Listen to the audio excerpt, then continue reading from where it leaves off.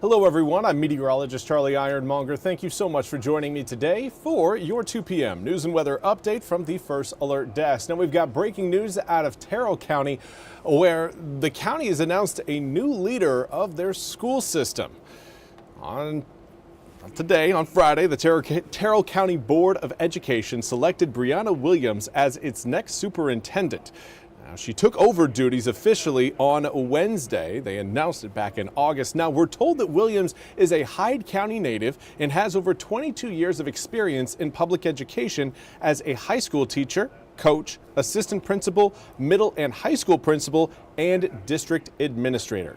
Now, Williams graduated from the University of Mount Olive in 2002 with her Bachelor of Science in Biology and went on to receive a Master of Arts in Teaching in 2004 and a Master of School Administration in 2015 at East Carolina University. We're told she's currently pursuing her doctorate in educational leadership. Big congratulations to Brianna Williams.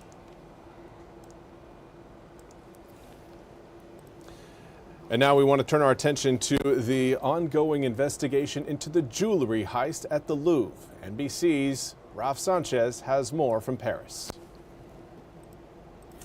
Detectives continue to scour DNA evidence recovered from here at the Louvre, but at this point, at least based on what they are saying publicly, it does not look like they have made any major breakthrough. And so the gang pulled off what many people are describing as the heist of the century, stealing $102 million worth of France's crown jewels on Sunday, are still very much on the run. And there are mounting questions about the security lapses here at the world's busiest museum.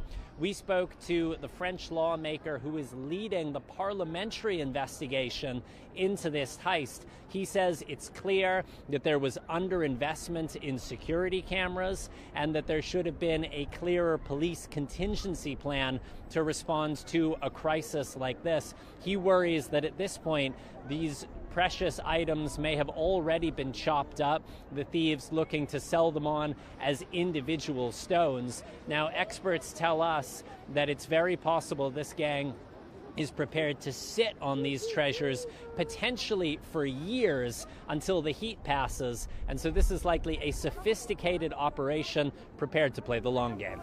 Ralph Sanchez, NBC News, Paris. Thank you very much, Ralph, for that report. We now turn to your weather forecast.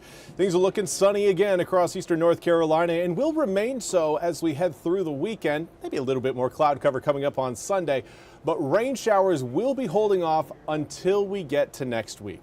Here's a look at, again, what we've got right now across eastern North Carolina. Greenville showing 68 degrees, northerly wind 3 miles an hour, and very sunny skies. Not seeing any raindrops here in the near future, certainly not over the next 2 days. Washington right now also coming in at 68 degrees. More of a calm breeze. Well, non-existent breeze, there it is, in Washington along the Pamlico River. Dew points down in the mid-30s, though. That is a sign that our air is very dry, and over the next few days, we're not going to be seeing anything that really changes that until we get to late Sunday and into Monday. At that point, we'll start to see these winds swing around and start to push in a little bit more of that warm, humid air out of the south-southwest. Currently seeing more of a northerly breeze, and that is keeping that dry air intact. But watch what happens as we head through the weekend. Note again that green slowly working its way up out of the south. That is that moisture finally arriving as we get closer and closer to the rain event. That's likely to happen as we head through Monday, Tuesday, Wednesday, and Thursday of next week. That system you're seeing further back towards the west, that is a system, again, that will be providing us with that big shot of moisture that we've been missing out on for the last several weeks. But to take you through the rest of this afternoon, high is going to be dipping back down, I would say, into the mid-60s coming up for tomorrow. So enjoy the upper 60s today. 64 degrees by 5 turns to 61 by 6. And skies remain clear overnight tonight. So if you have any Friday night plans, Friday night football I know is happening, make sure you dress warm. It is going to be chilly out there, especially if you're sitting on metal bleachers. Tomorrow morning is going to be surprisingly chilly for those of you not really paying attention. Air temperatures will be down in the upper 30s for those of you watching closer to I-95 and closer to the Virginia line. As you head further south and east, you'll experience a little bit more warmth in the morning, but low 40s is again close to that frost point. So if you have any cold sensitive plants now, well, later on this evening is the time to bring them in and make sure that they are cared for so that they don't perish under the morning chill tomorrow.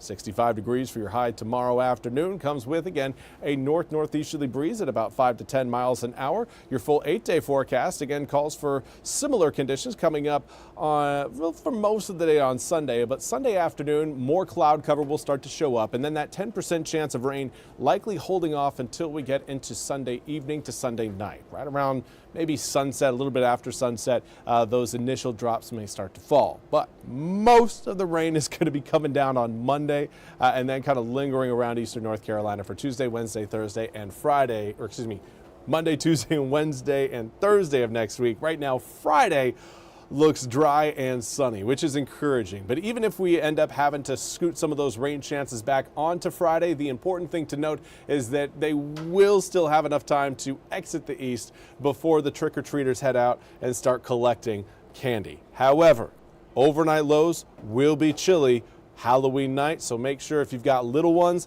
that they have enough cloth in their costumes to keep them warm throughout the evening. Otherwise, I would suggest bringing a jacket for them.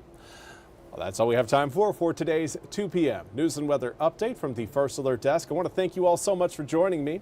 We'll be back with more news and weather coming up at the top of the hour. Until then, I hope you all have a fantastic Friday. We'll see you back here in just a bit.